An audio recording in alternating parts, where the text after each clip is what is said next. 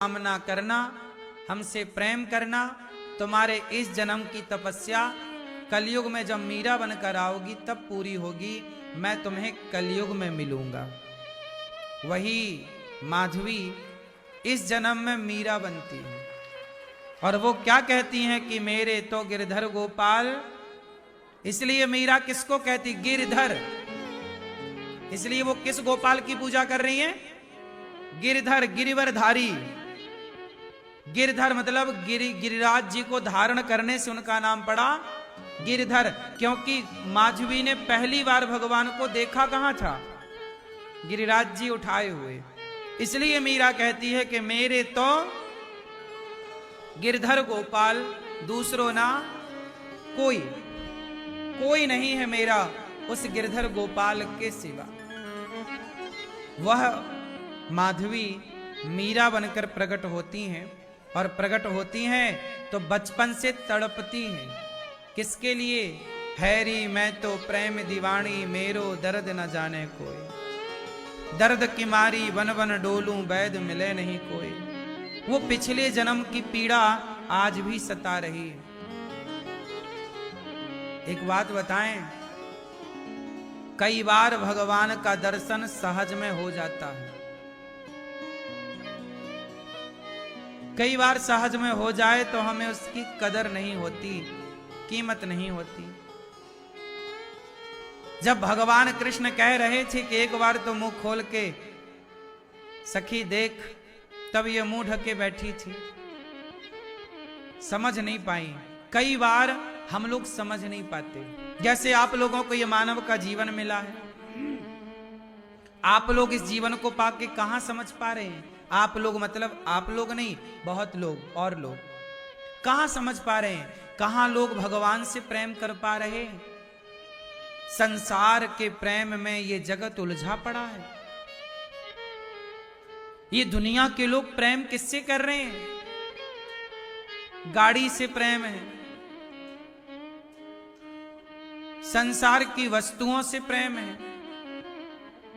संसार की वस्तुएं काम चलाने के लिए, सर्दी आती है हम रजाई ओढ़ते हैं, सर्दी आती है हम कंबल ओढ़ते हैं। कंबल सहयोगी है सर्दी मिटाने के लिए।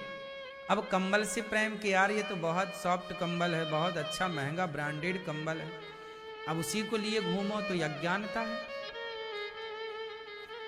सर्दी मिटाने के लिए आपको कंबल मिला है, सर्दी मिटाने के लिए गर्म कपड़े मिले हैं। उसी तरह आपके जीवन में आप अकेले ना रहें, इसलिए आपको जीवन संगनी मिली है, जीवन साथी मिला है, पति और पत्नी। ये एक संसार की जरूरत थी, पत्नी की और पति की सो मिला। जैसे कंबल सर्दी मिटाने के लिए चाहिए, उसी तरह जीवन जीने के लिए एक से भले दो पति और पत्नी। संतति आगे बढ़ाना है तो एक से भले दो पति पत्नी।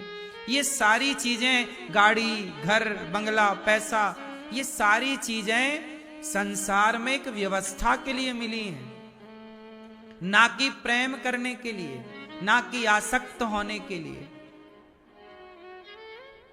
इसलिए मीराबाई ने किसी से प्रेम नहीं किया। किया? बोलो। एक कहावत मैं आपको बोलूंगा, अर्थ बताइए आप। दूध से जली बिल्ली छाछ को भी फूंक फूंक के पीती है ना? दूध से जली बिल्ली, बिल्ली है मतलब कहा जाता है कि एक बार आदमी चोट लग जाए तो फिर वो संभल संभल के चलता है। मीराबाई को पिछले जन्म में चोट लग चुकी थी, वो भगवान को गवा चुकी थी, पर इस जन्म में अब वो गवाना। आपसे यही तो हम कहते हैं कि मीरा को चोट लग चुकी थी तो वो अब गवाना नहीं चाहती, इसलिए वो कहती हैं कि मैं और किसी से प्रेम नहीं करूंगी। पति भोजराज थे मीराबाई के, जब सामने आए, विवाह हुआ, जबरदस्ती विवाह कर दिया इनके मां बाप ने। राणा के बेटे का नाम था भोजराज, उसके साथ विवाह हुआ। जब विवाह हुआ तो पति आया मिलने, पहली रात्रि अपनी पत्नी से मिलने। तो मीराबाई ने कहा कि सुनो, मेरे परिवार के लोगों ने आपके साथ मेरे शरीर का विवाह किया है, आप मेरे शरीर को लेना चाहें तो शरीर हाजिर है, लेकिन मेरे मन में केवल कृष्ण है। मैं कृष्ण से ही प्रेम करती हूं, वही मेरे सर्वस्व है, वही पति है, वही सब कुछ। तन की भूख मिटानी है तो तन सामने है। आप मेरे तन पर तो कब्जा जबरदस्ती कर सकते हैं, पर मेरे मन पर तो केवल मेरे कृष्ण का कब्जा है। भोजराज समझदार थे, उन्होंने मीराबाई के इस प्रेम को स्वीकार किया और मीराबाई के लिए उसके कमरे में भगवान कृष्ण की पूजा करने की इजाजत दी। सारी जिंदगी मीराबाई रही, लेकिन उनकी सास, उनके ससुर समझ ना पाए उस प्रेम को। कुछ दिनों के बाद युद्ध में भोजराज की मृत्यु हो जाती है। मीराबाई को जमाना विधवा कहने लग जाता, लेकिन मीरा ने खुद को कभी विधवा समझा ही नहीं। क्यों नहीं समझा? संसार की नजर में वो विधवा है, पर उसने तो कृष्ण के सिवा कभी किसी को प्रेम किया ही नहीं था, कृष्ण के सिवा किसी को कभी अपना माना ही नहीं था। तो संसार का नजरिया अलग है, आपका नजरिया अलग है। इसलिए कहता हूं कि भगवान के अतिरिक्त प्रेम किससे हो, ये बताओ, किससे करें? मीरा कौन है? पिछले जन्म की एक सखी। सोचिए कि जब मीरा दूसरे गांव की होकर के कृष्ण से इतना प्रेम करती है, जिसने कभी जी भर के कृष्ण को देखा नहीं, वो कृष्ण से इतना प्रेम करती है, तो जो गोपियां कृष्ण को जी भर देखती थीं, वो गोपियां भगवान से कितना प्रेम करती होंगी। और आज भगवान उन गोपियों को छोड़कर जब वृंदावन से मथुरा गए, तो गोपियां तो मानो अचेत हो गई, प्राण निकल गए, ऐसी स्थिति उत्पन्न हुई। इसलिए हम आपसे एक बात कहते हैं कि भगवान से प्रेम करना है, संसार के प्रेम में उलझना नहीं। संसार में जैसे बिल्ली दूध से जली छाछ को फूंक फूंक कर पीती है, ऐसे शायद आप भूल गए होंगे, आप भी कई बार जन्म लेके मर चुके। आज मौका मिला है प्रभु से प्रेम करने का, इसलिए उस प्रेम में सबको ना जोड़िए, सबको ना जोड़िए। मौका है, अवसर है। मनुष्य जीवन क्या है? एक अवसर है। क्या करने का? मीराबाई को मानव का शरीर मिला, अवसर मिला, पा गई कृष्ण को। तुलसीदास को मानव जीवन मिला, तुलसीदास जी पा गए प्रभु को। जीवन मिला है, झपट्टा मार लो भगवान के चरणों में, पालो तो अमीर बन जाओगे। ये संसार की दौलत पाके भी क्या पाए?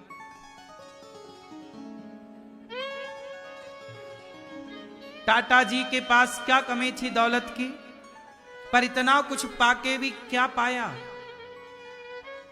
सब ना छोड़कर यहीं जाना पड़ा। टाटा जी गए, अभी क्या लेकर चले गए? कौन सी दौलत लेकर चले गए? क्या कमी थी उनके पास? जो दौलत संग जानी है वो दौलत तो कमाओ, जो दौलत यहीं रह जानी है उसके पीछे क्यों मरते हो? पैसा कमाना चाहिए, पैसा संसार की जरूरतें पूरी करने के लिए, पैसा कमाओ, लेकिन इस पैसे की होड़ में, इस पैसे की दौड़ में उस परमात्मा को ना भूल जाओ जो हमारी यथार्थ संपत्ति है। गोपियां रो करके पुकारती, गोपियां रो कर कहती, कब आएगा मेरा सांवरिया, कब आएगा मेरा सांवरिया, कब आएगा मेरा सांवरिया, कब आएगा मेरा सांवरिया, कब आएगा मेरा सांवरिया, कब आएगा मेरा सांवरिया, कब आएगा मेरा सांवरिया, कब आएगा मेरा सांवरिया। जब आएगा तो प्रभु ये तो बताओ कब आओगे? कृष्ण का इंतजार, आएंगे।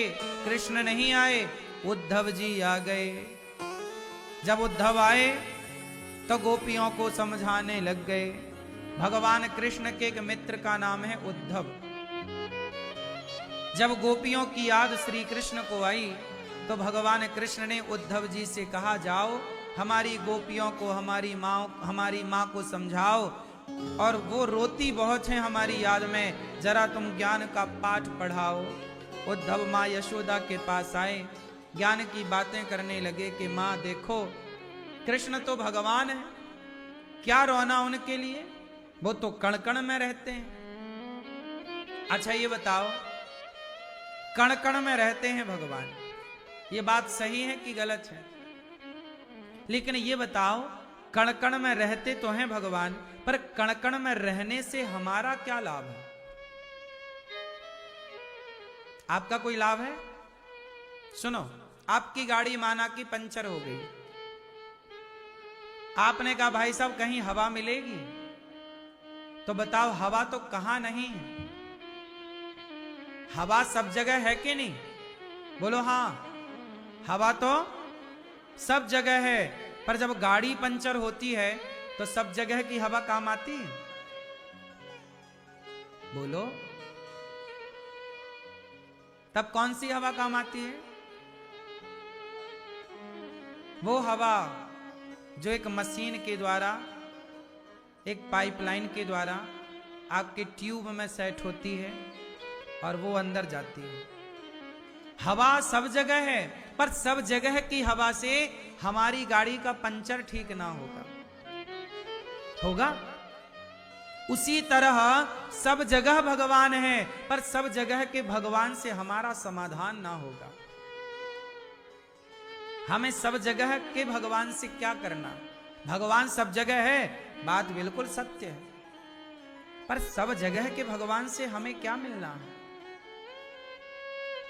हमारे दिल में तो वो भगवान चाहिए जो हमारे पास बैठकर बातें करे, हमसे मिले, दो बातें हम कहें तो वो सुने और दो बातें वो कहें तो हम सुने। हाँ या ना?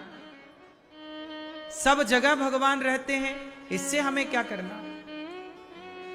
सब जगह के भगवान से हमारा काम ना बनेगा, हमें तो वो भगवान चाहिए उद्धव जो कृष्ण हमारे घर में आकर माखन चुराता था, हमें वो वाला कृष्ण चाहिए जो हमारे संग कभी बैठकर ठहाके लगाता, कभी वो हमारा दुख सुनता, कभी हम उसके बारे में सुनते, कभी वो हमारे संग खेलता, कभी वो हमारे संग खाता।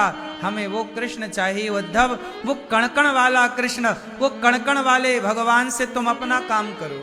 हमें तो वो भगवान लाओ जो हमारे सामने खड़ा होकर हमसे बात करे।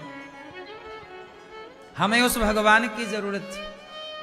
गोपियां रोने लग गईं। मां यशोदा बोली, लाला। उद्धव जी बोले, सुन मैया, वो भगवान है, वो कभी किसी का बेटा नहीं बनता, उसकी कोई मां नहीं होती। मां यशोदा बोली, उद्धव ये बता कि तू जिस भगवान की बात करता है वो भगवान कितना बड़ा है? अरे बोले, बहुत बड़ा है, विराट। यशोदा बोली, क्या तेरे भगवान को कोई बांध सकता है? बोलो। उद्धव बोला नहीं, उद्धव बोले नहीं, भगवान को कोई कैसे बांधेगा? यशोदा बोली, तो सुन, तेरे भगवान को कोई नहीं बांध सकता, लेकिन मैं जिस भगवान की उपासना करती हूं वो मेरा कन्हैया है, और मैंने उखल से कन्हैया को बांधा है, मैंने बांधा है। वो भगवान देखो जरा, अब यहां दो बातें हो गई। एक बात हो गई उद्धव की कि भगवान को कोई नहीं बांध सकता, और एक बात हो गई यशोदा की कि मैंने तो उखल से बांधा है। अब ये बताओ कि भगवान को बांधा जा सकता है या नहीं बांधा जा सकता? बोलो जोर से, बोलो बोलो बोलो। क्या ईश्वर को बांधा जा सकता है? जोर से। यदि आप ज्ञानी हैं तो आपका उत्तर सही है कि नहीं बांधा जा सकता, और यदि आप भक्त हैं तो आपका उत्तर सही है कि हाँ, उस भक्ति उस प्रेम के बल पर परमात्मा को बांधा जा सकता। ज्ञानी कभी नहीं बांध सकता। उद्धव जैसे ज्ञानी कृष्ण को कभी नहीं बांध सकते, लेकिन यशोदा जैसी प्रेमी मां जो भगवान को पुत्र के भाव से प्रेम करती हो, वो तो बांध सकती है ना। भगवान ज्ञान के दृष्टि से देखेंगे तो ईश्वर का स्वरूप अलग होगा। ज्ञानी की दृष्टि, ज्ञानी का नजरिया और भक्त की दृष्टि, भक्त का नजरिया, दोनों में जमीन आसमान का अंतर है।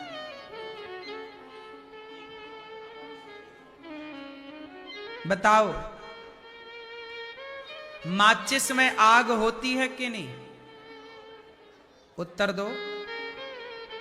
माचिस में आग होती है? माचिस की तीली में आग होती है कि नहीं? हाँ या ना? जोर से हाँ, हाँ कि ना? माचिस की तीली में यदि आग होती है तो वो जल क्यों नहीं जाती? अपने से जल जाए। यदि है तो जल जाए ना, और नहीं है तो जली कैसे?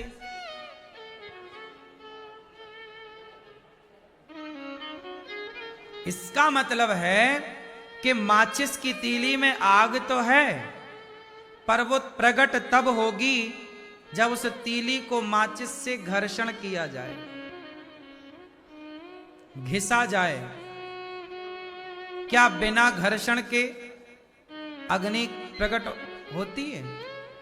पत्थर दो लीजिए और दोनों को घिसिए तो पत्थर से क्या प्रकट हो जाएगी, लेकिन बिना घिसे तो ना होगी ना। लकड़ी को लकड़ी से घिसिए, अरणि मंथन कहते हैं, तो लकड़ी को लकड़ी से घिसिए तो भी क्या हो जाएगी पैदा? बोलो, अग्नि। क्या बिना घर्षण के होगी? बोलो। जैसे माचिस की तीली में आग तो है, पर प्रकट तब होगी जब घिसा जाए, मंथन किया जाए। उसी तरह भगवान उद्धव के हिसाब से कण कण में तो हैं, पर कण कण में माचिस की तीली में आग तो है, पर प्रकट करना आता ही नहीं, तो उसमें आग होने से लाभ क्या? अब माचिस है आपके पास पर जलाना नहीं आ रहा है, तो होकर के भी क्या मतलब है? क्यों?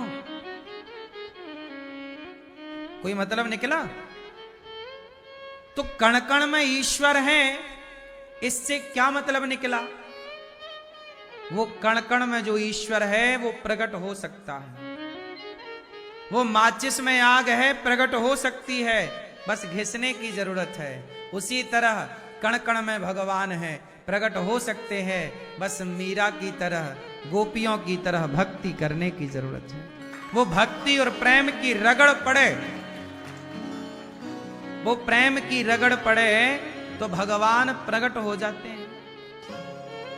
इसलिए मेरी मां, आप लोग कहते रह गए कण कण में भगवान, कण कण में भगवान, सब जगह भगवान। इससे क्या होगा? कण कण में भगवान है ये तो सत्य है, क्या तुमने देखा है? सवाल ये खड़ा हुआ। जब देखा ही नहीं, महसूस किया ही नहीं, उस स्थिति तक पहुंचे ही नहीं, तो कण कण के भगवान से अपना क्या फायदा? है परमात्मा कण कण, बना रहे, पर हमें तो अनुभव हुआ नहीं। यदि हम देख ना पाए तो फिर होने का मतलब क्या है? इसलिए कहता हूं कि ईश्वर तो व्यापक है कण कण में, लेकिन आप क्या उसे महसूस कर पा रहे हैं? क्या आपके पास वो भक्ति का माइक्रोस्कोप है जिससे ना दिखने वाली चीजें भी दिख जाती हैं? इसलिए कहता हूं कि मीराबाई कहती